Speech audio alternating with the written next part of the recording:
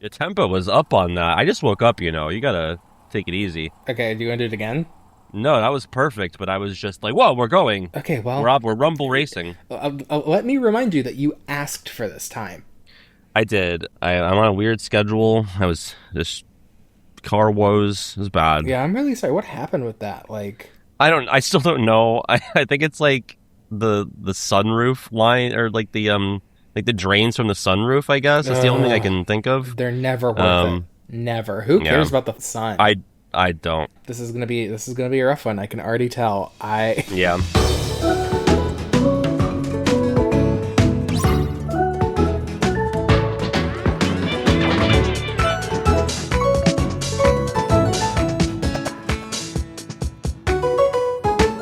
Welcome to No Sad Face, the Toxically Positive Kingdom Hearts podcast. I am your host, PJ, joined by my co-host, Regular Pat. And let me tell you, it is a sad face day. I am in an extremely foul mood. Oh, don't slap me, please. I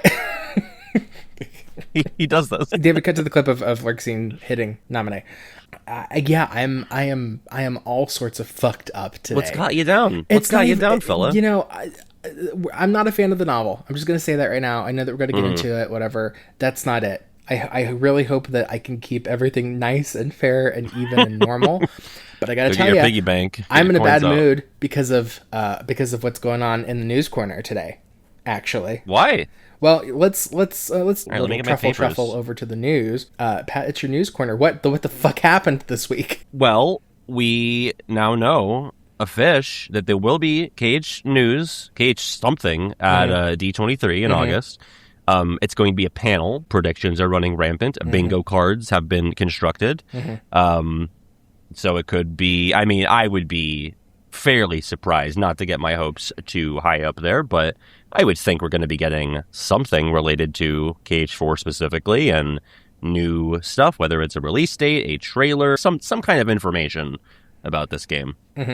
So why are you in the dumps? Let me tell you about my mood. Let me tell you about my week. Let me tell you about my day. Okay, Yeah. so I should be elated, right? Last episode, literally the beginning of last episode, I was like, hey, everyone's saying that PJ's right, but, if PJ was actually right, then Kingdom Hearts would appear at D23 during the Kuji. Well, now we know that not only is it appearing during the Kuji and the panel are the same day, the 15th. Right in the middle. And it's happening. It's real. It's a thing. I was right. I'm mad because there's a very good possibility that I'm going to miss this panel. Now, I know what you're thinking. You're going. Well, okay. So here's the thing.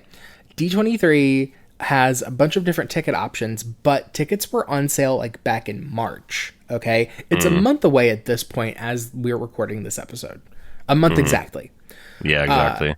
And they decided, you know what we're going to do? We're going to announce our full fucking panel list a month before the event after tickets are mostly sold out. Yeah, that's an odd move. Yeah, I'm pissed. I'm mad about it. But day of, I was very excited. I hopped online. I saw the Kingdom Hearts panel was at 4:30.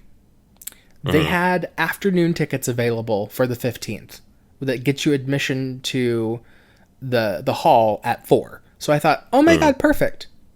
I can go, I can run right in, I can do the Kingdom Hearts panel, I can be on my way out. And then I realized, hey dummy, hundreds of thousands of people go to D23. And the event hall that this particular panel is going to be on, it's not the smallest, it's not a little room. It'll hold maybe a little over 1,000 people. Right. But it's not the biggest. It's not the big amphitheater that they have. And I remember, I was there in 2017. Peter's talking about a thing that he did again. Shut the fuck up. No one says that. I like when you do that. Please, people say it all the time. I actually think you might need to flip a coin already. Whatever. I'll save it. Okay. Actually, Yeah. flip the fucking coin. David, just turn me in because this whole fucking thing is going to turn into a rant anyway. I don't give a okay. fuck. Okay. All right. So. I remember 2017. I remember getting in line super early. I remember how fucking stacked that panel was, and it was in one of the bigger halls. So it dawns on me last night, like, hey, you might not go. Like, you might stand in line for nothing. You have half an hour to get through security into the building and to run to the standby line where you might be lucky enough to get in with less than half an hour to spare before the doors open. That's tough. That doesn't feel right. That doesn't feel likely to me. It doesn't. They don't have full day tickets anymore for Saturday. The only tickets available that would guarantee that I get in there earlier are weekend passes for the entire fucking event. And those are priced by what seats you pick for the main expo hall. And it's like Ticketmaster pricing. So, as you can imagine, the only tickets left are floor seats, and they are $2,000 a pop. Oh. So... Patreon.com/no-sad-face. It doesn't matter. That's brutal. I could have all the money in the world. I cannot justify that. Yeah, It's kind of sad. It's kind of ridiculous. Another thing, there is a reservation system where, like, there's like a lottery where you can put in your name and your party number, and like you can rank which panels you want to go to or whatever, right? And maybe they will hold a reservation for you so that you're guaranteed a spot with your party. Afternoon ticket holders are not allowed to participate in that registration. Oh, why? Because we didn't pay a six-figure sum to get into the building. I don't fucking know. Yeah. But yeah, so I was talking to customer support all morning. I was trying to see if I knew anybody who was going. My friend Ariel, who runs Cage Insider, is going.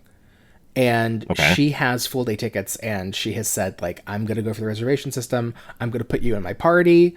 And we will see what happens. There's a chance. I don't know. And some of our patrons are also going, but I think they're booking it with me. I think they're trying to get it over the wire. The only saving grace that I have is that there are so many people at this convention that there are no more day tickets. That I think that, like, the heavy hitters of the community, like a lot of people that usually go to events, aren't going to this. Because it's just such short notice, and there's no availability, and there's no guarantee, that a lot of the usual suspects, like, we're all kind of finding this out at the same time. Like, nobody had inside information that this was happening. I probably should have bought D23 tickets the second that I saw the Kuji announcement, just because the date being what it was. But, until recently, I was almost totally broke. Thankfully, I've been picking up some more hours at work, and that's good, and that's fine, and whatever. But at that time, I could not justify even a day ticket. So you live and you learn. What's really got me upset, though, Pat, is the idea that, like, I've got these tickets, I can't upgrade, I can't cancel. I will go to D23, I will stand in line and then not get in, and the panel will happen, and I'll miss it, and I got to come back here. And I got to record the podcast. I was inches away. Like, that would hurt. What would hurt more is if it were a closed event, that would suck. Missing out on something that nobody else got. But also, if it's live streamed, it would suck because I won't be able to watch it in the moment. Yeah, you might have the worst of all worlds here. So, I don't know. I might end up not going, depending on what I find out from Square or what they end up announcing. There is a world in which I get to go, and I catch it, and it's wonderful and it's beautiful. But I hate that I'm already mad about this because this is good news. It's gonna be a long month. Yeah, it really is. Patrons already know, so I don't want to get too into it because I'm still not entirely sure of when this will happen. But we are formally splitting the news segment out of the main podcast when we have substantial news from now on, so that it doesn't cannibalize the episodes like what this is doing to our wonderful and beautiful novel. The new news thing is coming, and it's going to be a whole new show. It's going to have a new Patreon tier that I haven't told you about. It'll live at all times, even during the off season when our show is over. Our show is ending around the time of this season. This season is ending around the time of D23. The new season will launch a little later, and it will be totally independent of Kingdom Hearts 4. So if you are wanting to avoid the Kingdom Hearts 4 news cycle, if you want to go in blind, if you don't want to follow the trailers, after this season, you're not going to have to worry about it anymore. We're sticking to our Bible. You could still watch the show and have something Kingdom Hearts to watch without having to worry about like trailer analysis and us spoiling too much. And to clarify, this new show will be for everybody. Like you said, there's going to be a patron tier, but that's going to be like anyone will be able to watch the spinoff, so to speak. Oh yeah, could you imagine if our like most quote unquote popular thing is behind a paywall? No. Right? Yeah, bad idea. Yep. But it's fun. Pat has never done news before, and a whole new frontier here, and I'm just excited. Very new. Yeah, I'm excited too. I like what we have for it already. Yeah, it'll be good. It'll be a good time. So I hope that you come along for the ride, and if you don't, that's fine. I mean, it'll be there for you to watch. Maybe I know lots of people like watching the trailers and stuff after. The game comes out and kind of getting a look at what the speculation and all of that was, and it'll be good. It'll be cool. But like Pat mentioned, we have bingo cards actually. So the patrons are getting them first, and then by the time this comes out, I will release it to the public. Fill out these bingo cards for the D23 event. Send them to us before the event, and if you end up being right, then we will have a whole thing in the finale talking about who was right. So. And we're gonna praise you, and that's really all we can do. Yeah, that's about it. Yep. Yeah. Okay, well, that was the news corner. That's news. That's it. God, I am so scattershot this morning. I don't even have everything like super ready. Today we're talking about the novels and the manga. Yeah. And we both have experience with both of them at this point, but we sort of flipped it and reversed it in terms of our experiences with them. That's true. I've read the manga, and Pat is, reading the novels, and he's made several videos about the novels so far. 4 at this point. So many. Yeah, I mean, I guess we'll start with the novels first and kind of keep the PJ Pat dynamic here. I had not read the light novel series. The author, her name is Tomoko Kanamaki. They've been going on since the first game came out. And light novels are they're really popular in Japan, and here in the States, they have been making their way around. I would say that they're probably more popular with like adults and elderly people. They're not quite like us. Shut the fuck up. If so, I would like it a lot better if that was the case. Yeah. They're not quite novellas, but they're not quite like, George R.R. Martin thick novels either.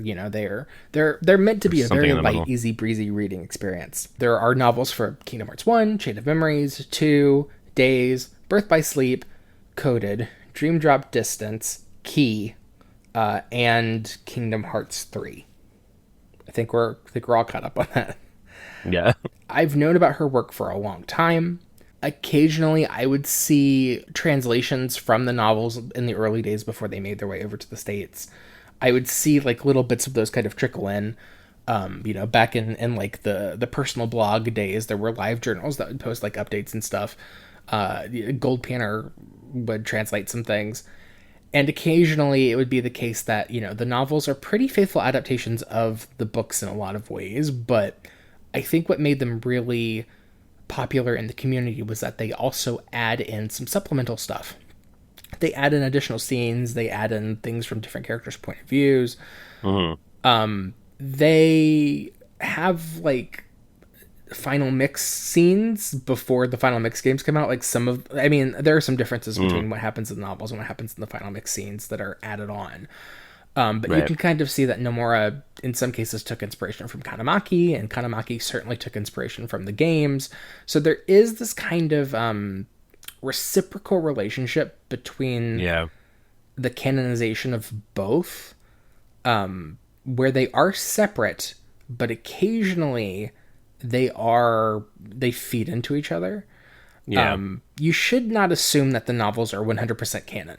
Like, I don't. Yeah, the games totally disregard some of the things that the novels bring up, But I do think that you should and can, if you have them, use the novels to kind of inform your personal reading of the series.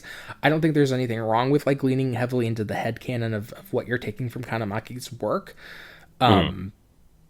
Yeah, before we get into my opinions of what I've read and exactly what's going on, I also wanted to point out that Kanemaki has also been part of the staff for the games in terms of the writing team. So she has helped write the scenarios for Days and for Dark Road, and I believe that's it. Kanemaki is also personally responsible for the invention of Shion, sort of. Nomura had for a long time kind of envisioned that there was another girl in the narrative that Roxas left the organization over in the first place. And the creation of this character was a lot of Kanemaki's work. You know, her physical appearance is closer to Kanemaki's physical appearance. And, you know, Kanemaki had a hand in both the characterization and the narrative for that game and for that novel. And I think that part's really interesting. Yeah, Pat, you know, where do you stand on the novel so far before I just fucking blow this shit up? Yeah, I mean, so as you mentioned, I've done videos on them. I think I ended up getting like a big stack of them for Christmas of maybe like 2021 or so. So I think I got 1 com and 2 all at once. And I started reading the 1 novel, and I did a video about that, basically just comparing, like a very thorough comparison of, you know, what's new to the novel, what's not in the game, and doing like a side-by-side on that. I did realize as I was making my way through the Cage 2 novel that a lot of the changes that I point out in those videos are not necessarily new things to the novel, but rather things that were changed from Japanese to English when they localized the games. So you'll be reading the novel and be like, oh, they changed this line, but it's because that's what the line was in Japanese, but they switched it around a little for the English version of the game. Yeah. Japanese people are like, what the fuck are pretzels? Yeah. Yeah, right, yeah. They don't have pretzels over there, I guess. Because they changed that in Cage 2. I think, I can't remember what it was, but instead of they get watermelon and pretzels in English, but they change it to watermelon and something else in Japanese. I can't remember what it was. Is this noodles or something? I don't remember. Yeah, I think. Oh, yeah, it was fried noodles. Yep. Yeah.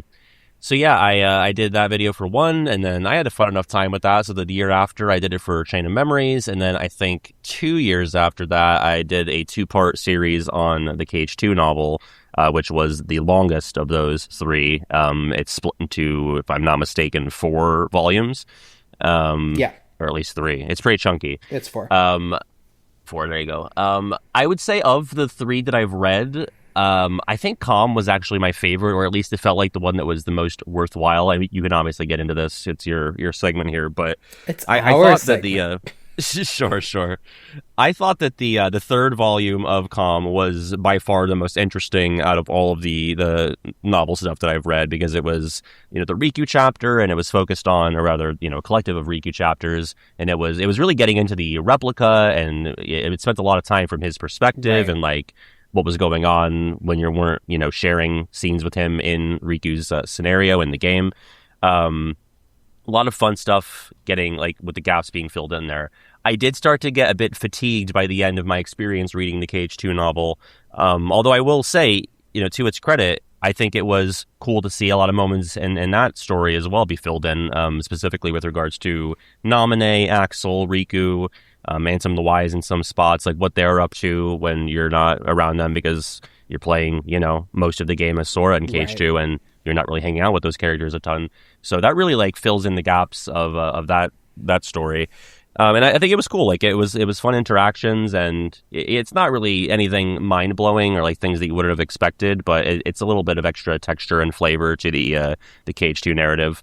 But and you'll get into this, and I'm not going to steal your thunder. I just got a little tired by the writing stylings by the end of the Cage 2 novel. I really didn't mind it that much in 1 and Calm, although I'm sure if I went back and had a more trained eye for this, I'd be able to spot my grievances more readily. because I was just kind of excited to be experiencing this new adaptation of like, my favorite game for the first one. And then Com had me on the hook with that Riku stuff. But 2 was like fairly by the books, for lack of a better term. They skip a lot of Disney worlds, and that still isn't really enough to make it that smooth of a ride for me. So I want you to lay out your problems, because this has been something that you've been banging a drum of long before I ever picked up one of these books. So I'll leave that to you. But I was getting a little tie with Kanamaki by the end. Well, I'm trying to be as fair as possible about all of this, because for one thing, before reading the novels, everything that I had ever read that I could attribute to Kanamaki, I just have not gelled with. And I'm not trying to invite discourse on my opinion here. I'm also not trying to summon haters or people who ardently defend this author and her writing style or what she has contributed to the games, because I respect her. I think that she is talented. I think this fucking community would do well to just be like, there's just some things I just don't fuck with, and that's the end of it. Like, we don't have to make it a vendetta. We don't have to make it our personality. In one of the earlier episodes... I just want to step in quick to say, like, I think people, especially when it comes to, anything Shion... there is an inclination to want to like turn it into a social issue kind of conversation. That's exactly what I'm about to bring up. And I don't think that's like, obviously that's not your or my problem with the writing style here. Like, no, just so we're clear on that. I think Shion got so much more interesting to me when I realized that there could be a trans narrative there. And I understand like a lot of like sexist, shitty talking points around that character and women in general in Kingdom Hearts. I don't want to contribute to that, and I don't agree with like a lot of like the shittier things that are said about female characters. And we are in a gaming community. Like that whole thing is such a fucking pressure cooker that I want to, not only like condemn but like sidestep. I think for me, part of the problem is just form and style. I don't think I gravitate towards light novels. I haven't read a lot, but that is what the evidence is telling me. And if you've never read these books, like, it's kind of like you're just reading the Kingdom Hearts script for maybe 80% of it. Yeah, I would say so. And then like the other 20% are like interesting nuggets of character work and additional detail. But within that 20%, you might argue that 15 to 18% are like these hand-wringing, these painful, these drawn-out inner monologues that reiterate the same thing over and fucking over. Yeah. Chain of Memories, the Repliku stuff is great. It's probably you're right. Like, I think it's the best stuff that is in that giant omnibus that I have flipped through. Something that I don't like, and I think that maybe part of the problem is translating like the Japanese to English, but when I read Kanamaki's work, it really, really, really leans into the melodrama, and I cannot stand that. What happened to Namine in these novels feels so... character assassination is kind of dramatic. But like the wispy, like, I wonder, Sora, please answer me, like across time and space, like, what do you think is happening? I'm going to pray about it. She turns into like this wispy praying fairy woman the whole runtime. It's crazy. And maybe that's an accurate characterization based off of what Nomura wanted, but I don't think so. But like, if that's what Nomura wanted, she would have been like that in the game. Like, in the game, and it's, granted, you don't get internal monologues with these characters, if ever. She's just not really like that. Right. And she's not really like that in Com either. Well, I think the novels rob her of her redemption arc because they go out of their way to soften the bad thing she did. Right. Like, there's so much conflict within her in Chain of Memories, and then she, like, pines and swoons, and, like, it's crazy how much of the Kingdom Hearts 2 novels are just about Namine. Like, saying the same prayer and shit again and again and again. Yes. And I get it. She's got angelic features. Like, there is a guardian angel sort of cliche archetype around her character. And I think that a lot of those things are interesting inherently, but I just don't like it. In practice, it's tough. It was really rough. It was, and just kind of needless. And also the way that like the added scenes kind of undermined like, oh, this thing that happens, like actually Axel isn't morally gray at all. He's just misunderstood by being a good guy in the wrong place at the wrong time. Yeah. Constantly just trying to get to Kyrie because of not like, no, can I don't say that. Yeah, go ahead. So there's the bit when Axel like first attempts to, kidnap Kyrie when he shows up on the beach and he drops his wine mom quote. The Dusks show up and the novel like sort of reframes it as that was actually Sayek sending Dusks after Axel, and Axel comments to himself like, "Oh, come on, Sayek, he had to do this. Now I look bad." And so, but then he does straight up kidnap her afterwards. So it's like I don't even know why they bother doing any of that. But it is weird that they also like wash away how he killed Vexen and had Zexion killed. Like Mickey's talking to him in some scene right before the Thousand Heartless, I think, and Axel says like, "Oh, I can't hurt nobodies." Like he's like a vegetarian. He won't eat meat. I can't hurt nobodies. Yeah, it's just against my personal. I'm like, what the fuck are you talking about? Yeah, I also like. Spoiler: I couldn't finish the omnibus. I tried so hard. It's a lot. We are running out of time to finish the season, and I didn't want to resent the novel, as opposed to now where I'm just kind of like apathetic towards it, and I'm glad that it exists, and I think it's an interesting look at some of the characters and whatever. But it's not a favorable opinion. Like this ongoing narrative of softening the villains, adding a lot of melodrama. It happens multiple times, and I do think that part of it is the translation, because I've also read the short stories in the character files that were written by Kanamaki, and I don't like them either. And I do think part of the reason is because they are very literal translations from the Japanese. There's like no adaptation work. And I think, part of that is also the case in the novelization. With a light novel, it's more understandable. With the short stories, for me, it was very difficult to get through those without being like, oh my God, this is awful. But I also just don't agree with some of the characterization. Like, I don't want Aqua. You will never convince me that Aqua bakes. I'm sorry. Oh, I know that I haven't gone to that. That's new to me. I know that I know that the short stories and the character files are canon or whatever. You will never convince me that Aqua would, like, her main go-to is baking. Like, I understand that she is motherly and that she's crafty, and I'm sure she could do it perfectly because she's an honor student. But like, can we lean out of the domesticity for like a little bit with her? Like, I think please? Aqua. I think she bakes, but she doesn't bake. You know what I mean? Yeah, She's sure. a cool but like, mom. there's like this whole thing about her fucking tarts. Like, no, she bakes in the sense that like she lays on the lawn of Land of Departure and smokes up with Tara. No, that's not what I mean. can see that. That's why she's so chill. I mean, maybe Willa Holland, I can see doing that, but I don't. Jesus, no. Aqua is not. chill. Aqua is a bit of a narc. Yeah, she's a bit of a. No way. I'm more so talking about like her delivery. You oh, know, sure. And BBS. Another thing with the Birth by Sleep novels is again, character assassination is. That's gonna be rough, and a lot of people are gonna tell me more. A lot of people are gonna love this next thing. Okay, I can already feel it, and you know what? I have a feeling that Vanitas. maybe some of it will be made canon. Defanging of Vanitas.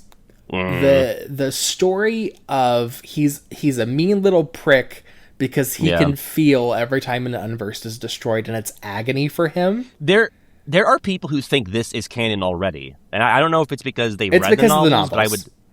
But I don't think a lot of these people who think that have read the novels. No. I think like this information has clear, just like I haven't percolated. Finished this either. But this isn't the novel. So the idea that Vanitas is like just this sad little guy that's mad because he's constantly in pain. Like chronic pain is an interesting story worth telling and worth looking at, and more of that representation in Kingdom Hearts. If you were pairing yourself up with that storyline because you see like similarities with your own life and its representation, like who the fuck am I to say that this is bad characterization? But at the same time, it's kind of like, if we do this to every villain, there is no right and wrong in a world where Disney dichotomies exist.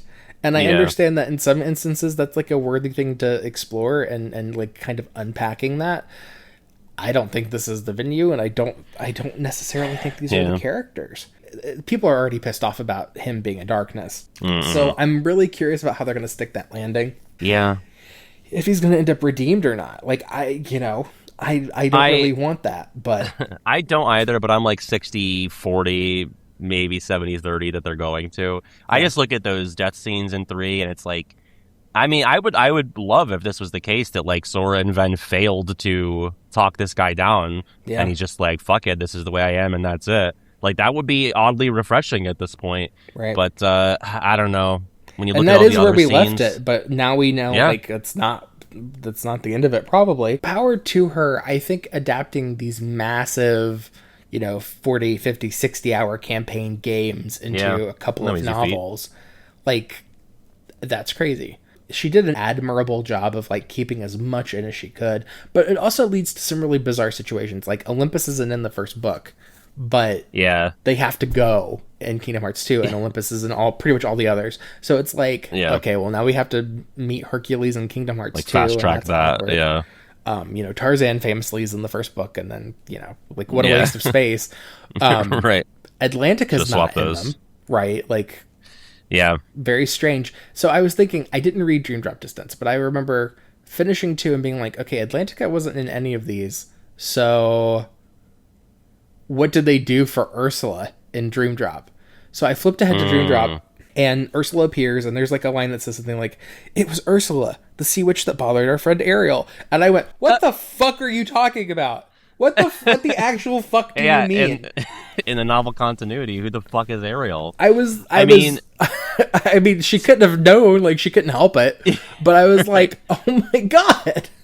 I mean, at that point, I'd be like, well, I guess just get rid of Ursula for that scene. That would make more sense. It's a pretty easy thing to cut, because there's really, there's like no canon, like, there's really, it's just the storm got them instead, all, that she's not there, right? I mean, to give a little bit of, like, leeway here, maybe, because this happens in 2, I think it was in 2, they, like, spot a world, they're like, oh, that's Agrabah, let's go. And then the gummy ship goes there. Yeah. And then they just, like, cut away, and we do, like, Naminé and Riku stuff for a bit, and then you go back to SDG, and they're like, boy, Agrabah sure was cool. Yeah. So maybe, like, Atlantica happened at some point, and they but we have to assume that, right? Yeah.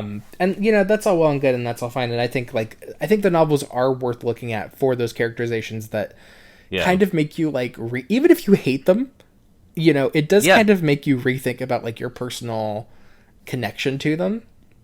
Yeah. And how you read the characters and how you read the events.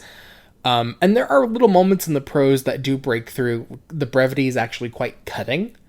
And it has a really neat effect. I think Riku's side, in general, both Repliku and normal Riku through Reverse Rebirth's section of the novels is actually very good. Yeah, I like it. But, God doesn't give with both hands, I guess. Yeah, guess not. Another great thing about the novels, though, and kind of setting you up for your half of it, I fucking love Shiro Amano. The art in the novels is so... I mean, his art in general is great. Just fantastic. Yeah, amazing. It was such a treat going from novel to manga. I will say that. I've been wanting you to read the manga for so long. A lot of people have, Yeah, we'll get into it after the break, but man... Yeah. And the interesting thing about the novels, too, is that, the novels actually do cover... It's weird, kind of, because between the novels and the manga, you kind of do have the whole story, because some of them do cover worlds in the manga that aren't in the novel, and some in the novel that aren't in the manga. So if you flip through the novels, like, you can see Amano's interpretation of Sora, Donald, and Goofy in Monstropolis or whatever, and those things aren't in the manga. And he's done enough, like, calendars and collections and stuff that you could see them in the Pride Lands and in Halloween Town. Yeah. And, what that looks like, and that's nice. Right. I think that we're about ready to hop into the manga, but first, Pat, we gotta take a break. Gotta talk about the patrons. Let's crack them open ready. And see. Let's crack open these patrons. On patreon.com/nosetface, there's a QR code right now. The show is as good as it is because we can pay people to do work. Esper and David, and now maybe we're taking a little bit off the top. No, us. Yeah. Well, the next person in our queue then is Launchpad. Launchpad McQuack. Mm-hmm. Launchpad left a very nice comment on our last episode. It's funny. Launchpad is kind of a Sour Patch Kid, First he's sour, then he's sweet, and then he DMs you so no one else can see it. You. Just kicks literally your just you. shins. Yeah. Yeah. We've known each other for a long time. Yeah, acquaintances at least. Yeah, he's fine. Glad that you're here, Thanks, Launchpad. Yeah, thanks, Launchpad. Launchpad is really into, the Disney aspects of the games and the battle mechanics of the games. So, next person is someone named Paul. Hi, Paul. Hi, it's Paul. Paul, yeah. Paul is, I believe it's Latin for little man. That's probably what? Right. I do think Paul means little man, though. Damn. Yep. I don't know if you're a little man, Paul, but you're a big guy in our hearts. If you're a guy. You're a big guy for being a patron. Don't know your pronouns, but that's fine. That's true. Right. Next person is Spectre, and they've got a cute little character. It looks like a plague mask doctor situation with like a little tiny little. It's not really a fedora, but it's a tiny cute little hat, not like one of the big ones that they usually have. It's a cute character. Yeah. I love that.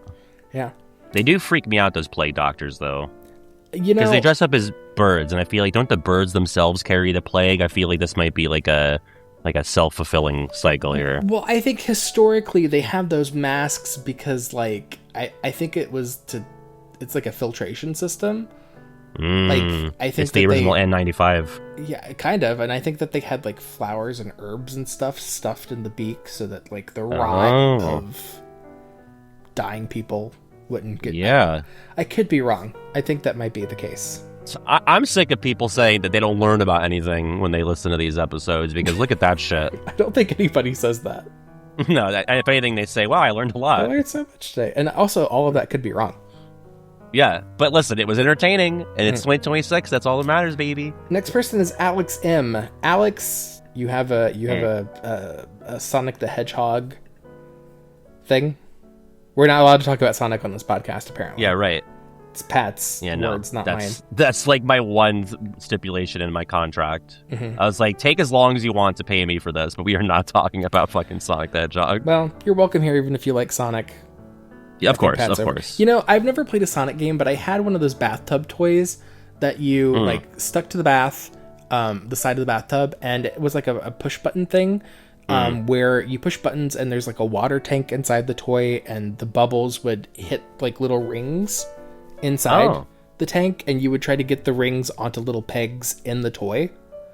So it was shaped That's pretty like much an LCD game, but it was like a water toy. Yeah, that's pretty much as entertaining as Sonic Heroes was. Oh, I loved it.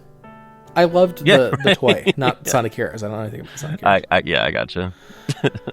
Next is Sora Trash. Sora Trash. Aren't we all? Yeah, aren't we all, technically, if we're here listening or doing this podcast? Yeah. Sora Trash is a big Disney person, knows a lot has some inside scoop on the future of Disney and the parks and, the way that people feel about Kingdom Hearts. Sora Trash is, I expect to see Sora Trash perhaps at D23. Who knows? Yeah. I could be wrong. Yeah, Sora Trash dropped a lot of inside baseball on the park stuff in the aforementioned secret channel in the Discord. So Next person is Stu, not so little. Stuart, our patron. Yes, the answer to a question of theirs in probably the July episode of the Q&A. Yeah, honestly, great username. Yeah, I love it. Yeah. I love it a lot. Profile picture on Patreon is of them holding a photo card of his favorite K-pop idol, Jihyo. Probably heard that name before. Yeah, screenshot of Wario because Jihyo and Wario kind of rhyme. Jihyo, Wario. Oh, how am I pronouncing it that it doesn't? Like, how do I pronounce it so it rhymes? Like, yeah. Or heel is the handle that they use on social media. Oh, that's cute. That's a fun thing. Or heel. Okay, we're almost. I've almost got it. I'm almost picking up what you're putting Give us down. one more Q&A episode, and we'll get there. We have so many more patrons to get to before the end of the season. Should we split the difference now and do the rest? No, I think the finale is us mostly talking to people who write in anyway. So yeah, that's true. Okay, we can do that. We'll supersize that here, and there's still time to get in. So if you want to get your shout out this season, now's a good time. It is. Yep. Well, thanks everybody. That was the Patreon corner. Thank you so much, folks. All right. Well, time for the manga. I'm so excited. The manga. Can I tell you a little bit about the history of the manga? Yeah, please do. Yeah, well, Shiro Amano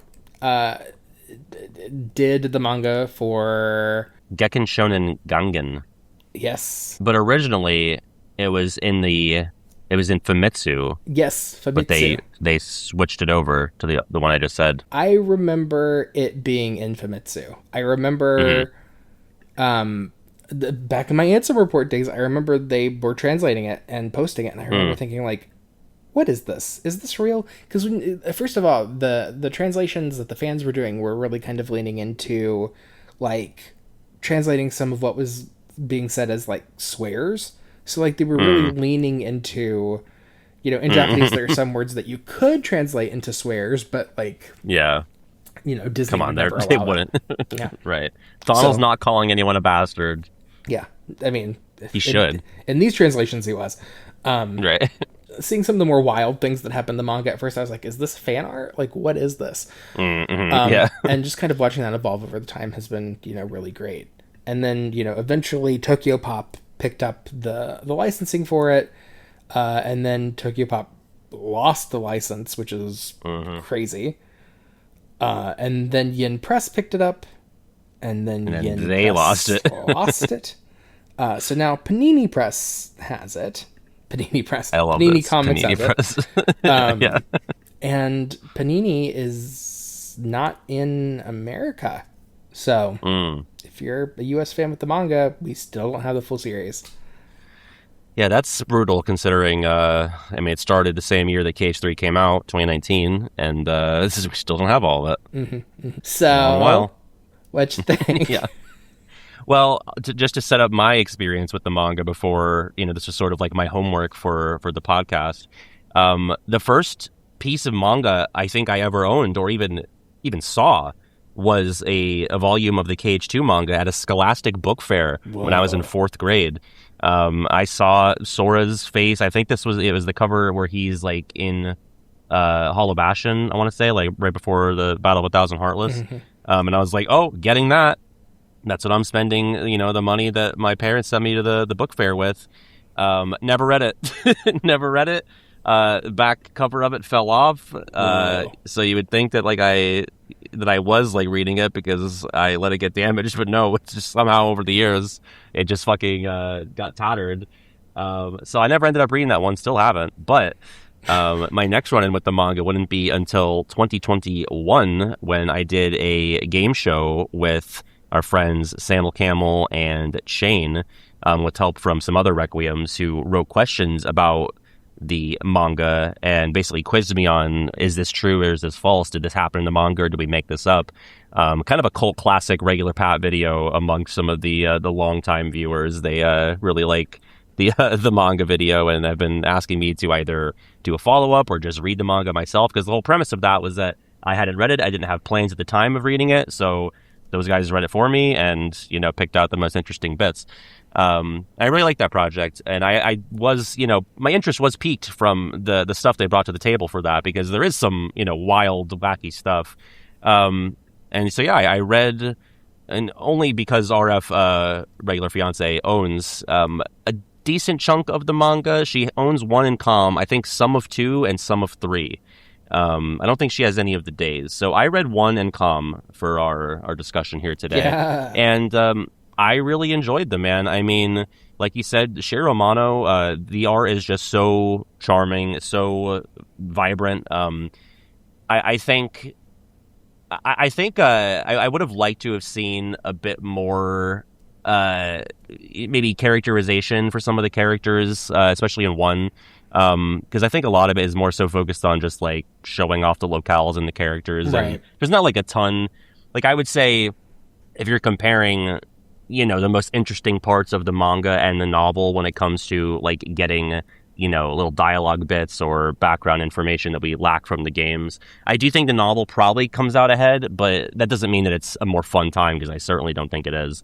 The manga has, you know, when I did that game show, I was under the impression that it might have been a bit more slice of life or like fillery, maybe even a bit longer than it actually is. Like, it's a very brisk read. Like, if you think the novel is a brisk read, you know, you can bang out this 400-page com novel in, like, I don't know, an hour, 90 minutes at most. I read it last night. So, Yeah, I think I was under the impression that it would be like a bit more like, okay, we're gonna have a chapter where it's just kind of bullshit and nothing happens. But no, like it keeps at a pretty brisk pace of moving the plot along. It might deviate a bit and change around some of the Disney stuff, especially, but that's usually for the better and to make things more interesting. Like for example, in the in the Com manga. The only Disney World they actually go to is Agrabah. It's the only one that they show. They go to the Traverse Town and Destiny Islands and Twilight Town, but Agrabah is the only Disney World. And it's really all you need to get the idea of what they're trying to do across.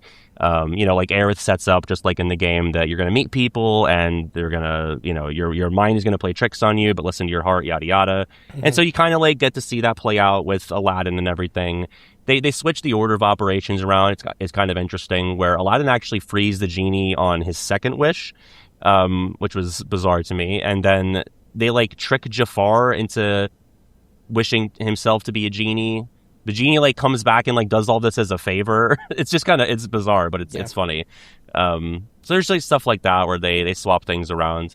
I can't sing the praises of the art style enough, and there's just like such funny panels in this thing. I don't have any specific examples, but just like some really killer Sora facial expressions. A lot of fun little bantery moments with SDG that you don't get as much in the games. To harken to your point about like getting to see Shiramano do his take on like Halloween Town and Pride Lands, which aren't in the manga. There's sort of like a version of that in the novel or in the mangas that I read, where you actually get like in between the chapters, Amano will draw like SDG in these situations that you don't ever see in the game or the manga. Mm-hmm. So you'll have like SDG like having a tea party with the Mad Hatter and the March Hare in the Wonderland chapter, which obviously they're not in KH1. That doesn't happen in the game. There's a lot of stuff like that where he just like has fun with drawing, and it's just a delight. What do you think about them? I'm sure you like them a lot too. Oh, I do. I really love them. I think the adaptation work is really good. To flip on the other side as well, to also just kind of like given the criticisms, sometimes like very bizarre choices happen where I'm like, okay, what was the thought behind this? Like, making the lady in the first district a sex worker, like, God, what was that about? Why did Disney? How did I not lead with that? See, I've had that little nugget like simmering with me since that game show, maybe even before that. That was like one of the first things I knew about the manga, and so I'm like desensitized to it. But yeah, that's going to happen in the first 30 pages. Sora is basically propositions by the lady of the night outside the cafe. Her potentially being a madam is not the offensive thing to me. Sex work, whatever. Yeah. But what got me were the various implications. One, her approaching him. That's a child. That was gross. And also the implication that because she is a madam, that she should die by heartless. Yeah, I don't know. That was kind of fucky. Yeah, it's a little icky, yeah. So there is that. But I also think that sometimes because having to omit things. Oh my god, is it okay if I spoil some stuff for you because you haven't read it? Yeah. So that's okay. The summons aren't in the manga. Mm-hmm. And of course they're not. There's not a lot of real estate. Like Amano makes the most of what he can do. So because of that, in Kingdom Hearts 2, when they go to Land of Dragons, Mushu's like, Sora dolled Goofy, and they're like, who are you? And then he like whips out a copy of the manga and flips through it, and he's like, they cut that. That's really funny. Well, trust me, I know you. We're friends. You have to do this. So they just kind of shrug it off and keep going.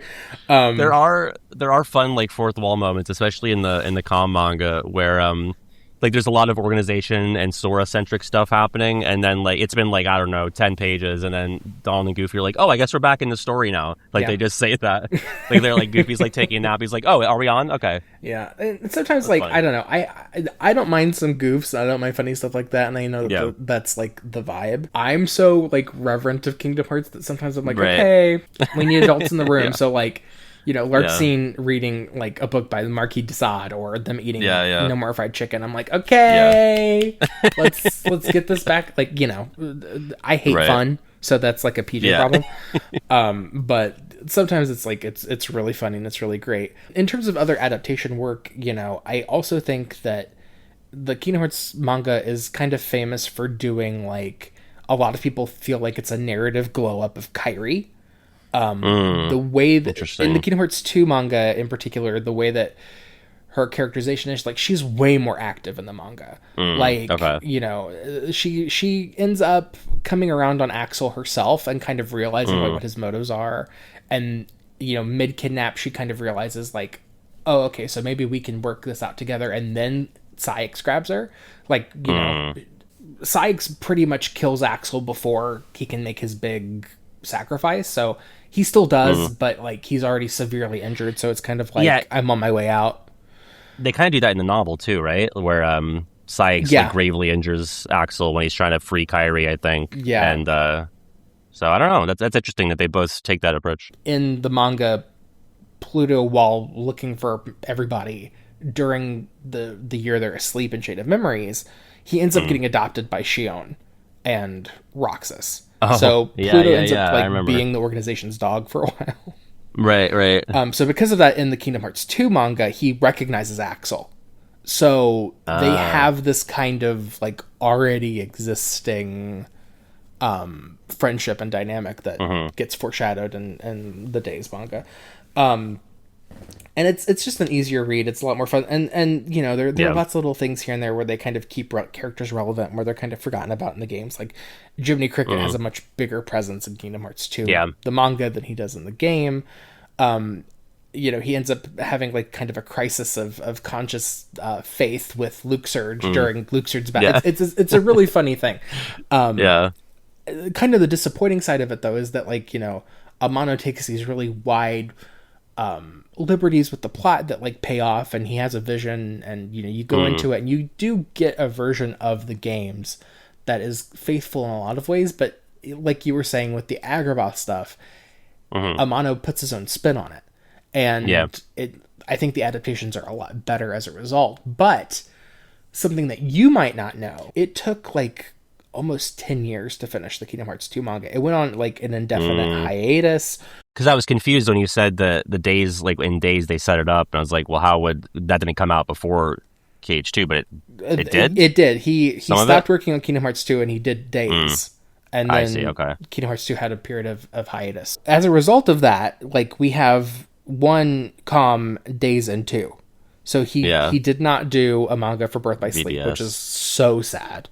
It is kind of a bummer. He didn't do one for 3D. He didn't do one for Coded, or, you know, I mean, and Birth by Sleep is particularly egregious because the Birth by Sleep novels also like have the least amount of art from him. Like, you know, all the other novels have like big chapter break moments and like a lot more, and the mangas pretty much just have the covers. Sorry, the novels of Birth by Sleep pretty much just have the covers. So that's really disappointing. But then he kind of shocked everybody when he announced after Kingdom Hearts 3 came out that there was going to be a Kingdom Hearts 3 manga, because we thought like, this is done, it's whatever. And you told me about this sort of disappointing aspect of this. The manga starts off pretty strong because the beginning of the Kingdom Hearts 3 manga is 0.2. So you finally get some Amano characterization of Aqua and Terra and Ven, and it's really pretty. And it's a really great start. But the rest of the series is like rushed. And I didn't finish it because it didn't come out here. But, you know, like I said, in previous game adaptations, he takes a lot of liberties and it's fun, but in 3, a lot of stuff is skipped. He talked about like not wanting to make a lot of the cuts that he had to make because of timing. And a lot of panels are pretty much just redraws of how the characters were framed in the game. Like the scene composition is exactly the same. The beats are exactly the same. And it's still beautiful art. And there are some funny moments here and there. But for me, like, the most disappointing thing about it is just like how rushed it was and more how sterile, little variation. Like, he was not able to inject his classic flair into it. And that makes me really sad. If Kingdom Hearts were ever an animated series, the first thing that I would push for is to let Amano make it an anime that is very similar. Gotta be involved. Yeah. That's like a given. That's the long and the short of it, in terms of my definitely the long of it with my opinions on the manga. They're beautiful. Ended up with, you know, a very bittersweet kind of ending. Like, I'm glad that there was a manga for 3, but it's definitely the most disappointing of the series. Makes you think about what could have been, yeah. Yeah. I definitely would like to at least, because I definitely would like to at least, because the stuff you were saying about 2 was interesting to me, especially with the Kyrie of it all. I'd like to read 2 in days. I have some of 2. I could probably scoop days up somewhere.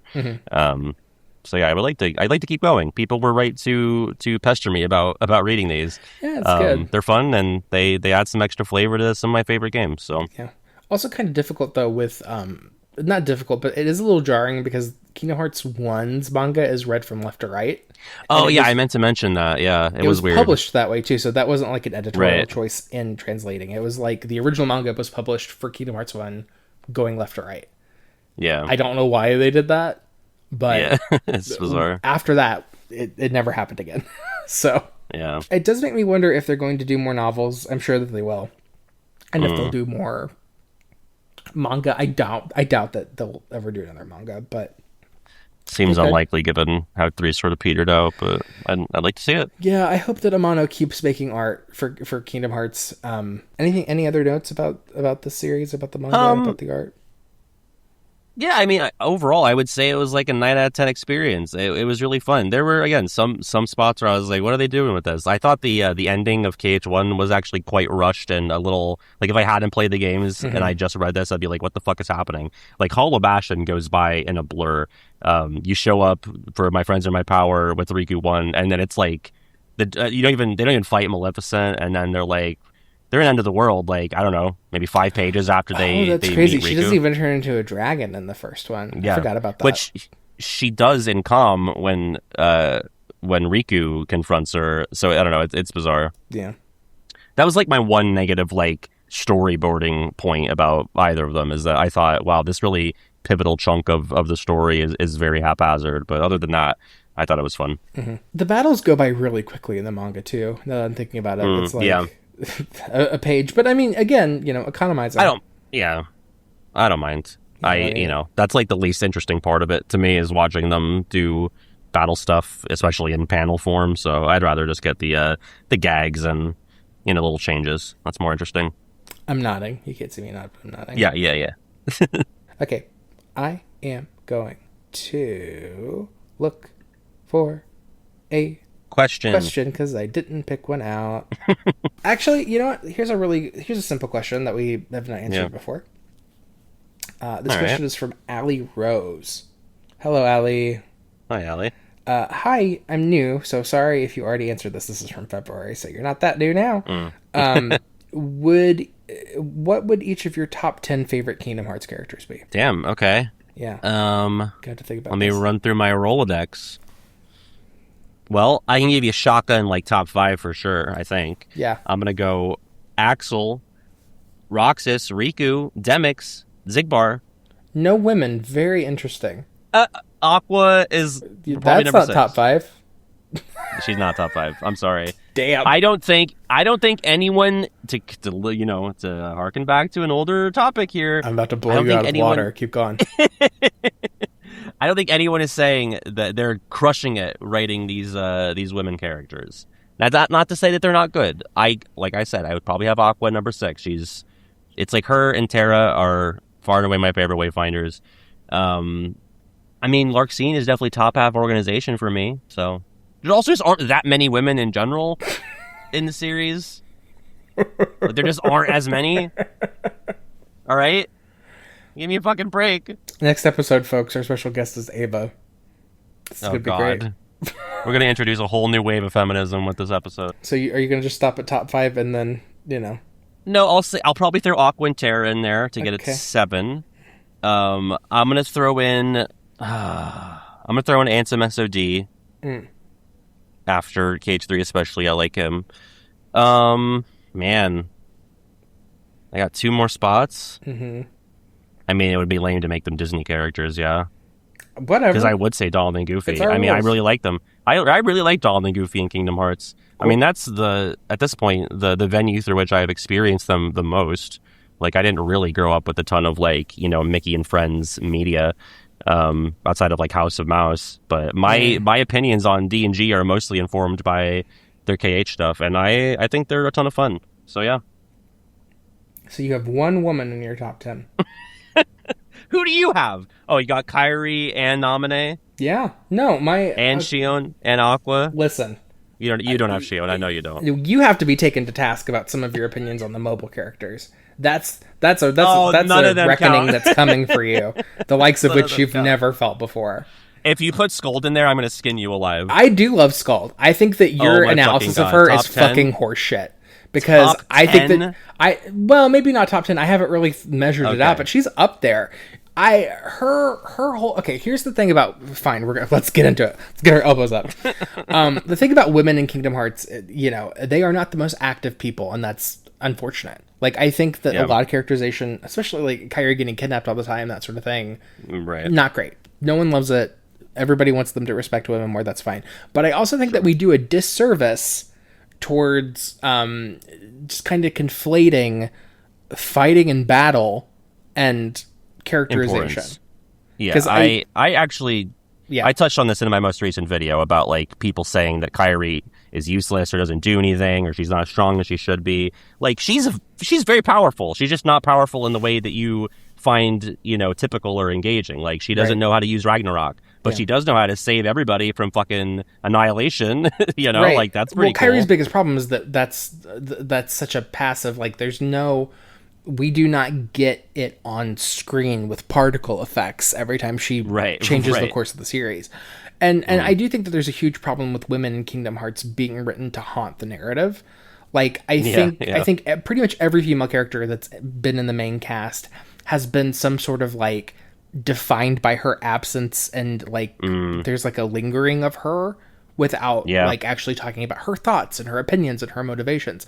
You think about Kairi gone for half of the games, separated. In the first game she literally haunts you as like a walking vision. As a ghost. Naminé, a ghost that inserts herself into fleeting memories that end up not being true. She's characterized as the ghost in the window in Kingdom Hearts 2 and Kingdom Hearts 3. They cut to that window all the time. Another ghost that haunts the narrative. Aqua, we literally see her Go to hell. her armor in 2 Final Mix, and that room is described as a graveyard.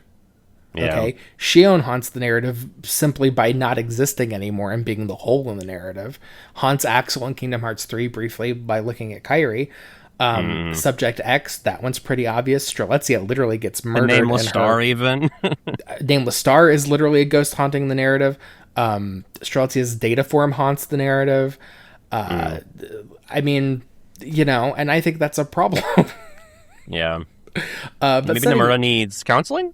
Maybe. But setting that aside, the women, they still have really interesting characterization. Like Skuld, for someone who's chronically online and for someone who is making friendships through things like online games and stuff like that, Skuld's story is absolutely beautiful, and being about isolation and about being like, I don't know, like about being defined by your loneliness and about finding people online and like not really clicking with them, and then eventually finding your right people, and it's kind of the end of the world, and you're happy that you don't have to go through that alone. Like for me in particular, like being isolated in the Kingdom Hearts fandom for as long as I was before finding you guys probably speaks to you.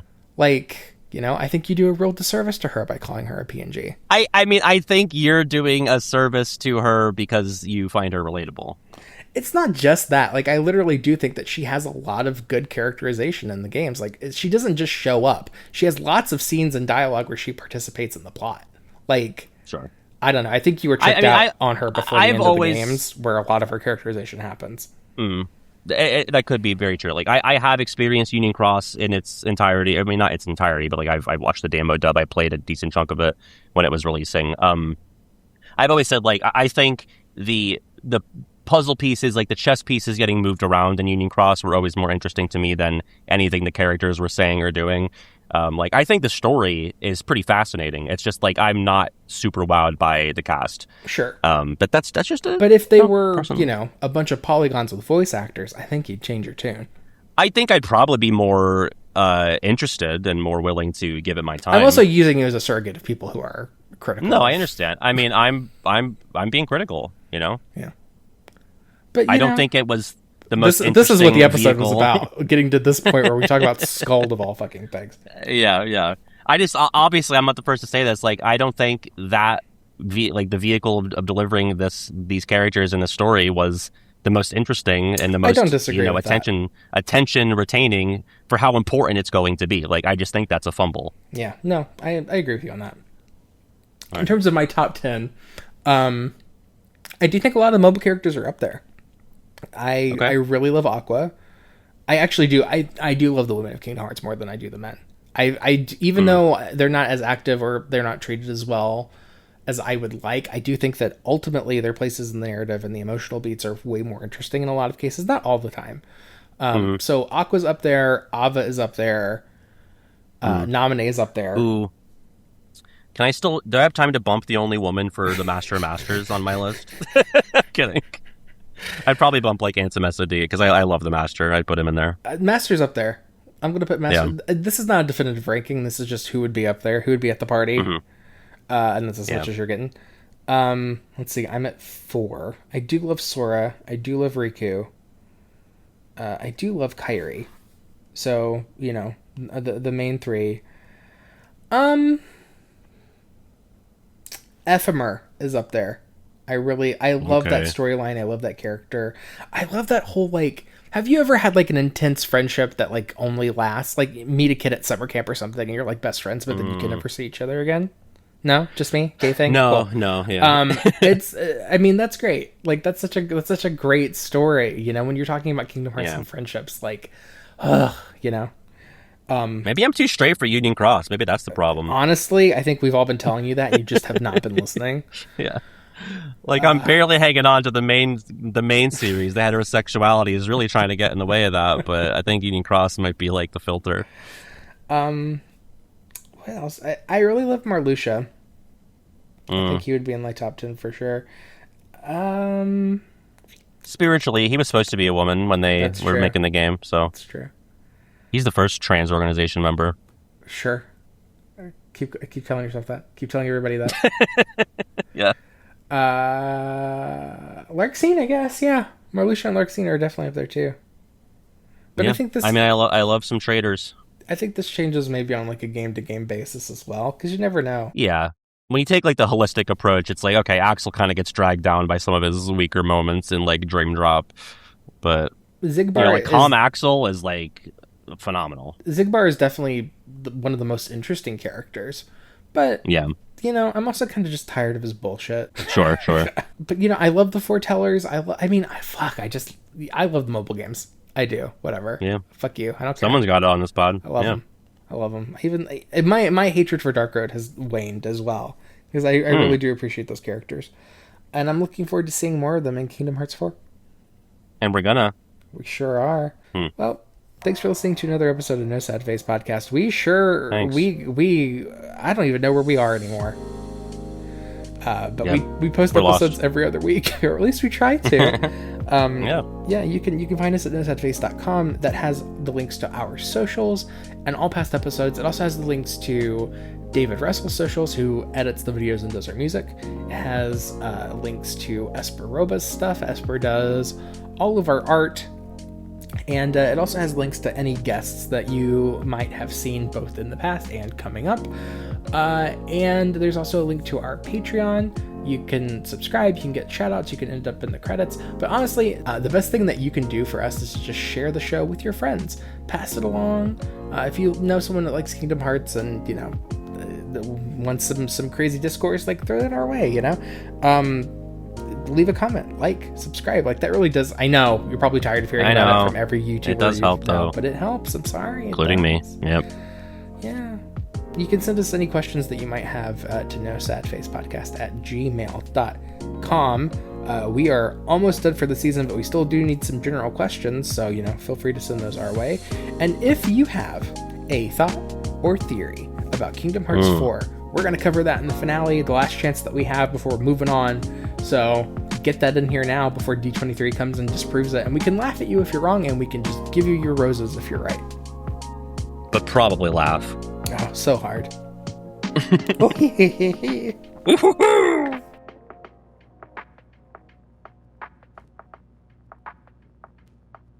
I don't think that was too bad. We'll probably have to keep almost everything because this is already one of our shorter ones, but...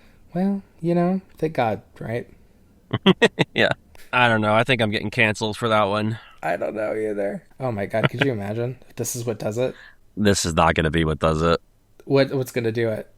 What's going to do it? I don't know. I'm going to like end up wearing like a piece of clothing that I didn't know was like owned by like a problematic transphobe or something. Mm-hmm. That's my guess.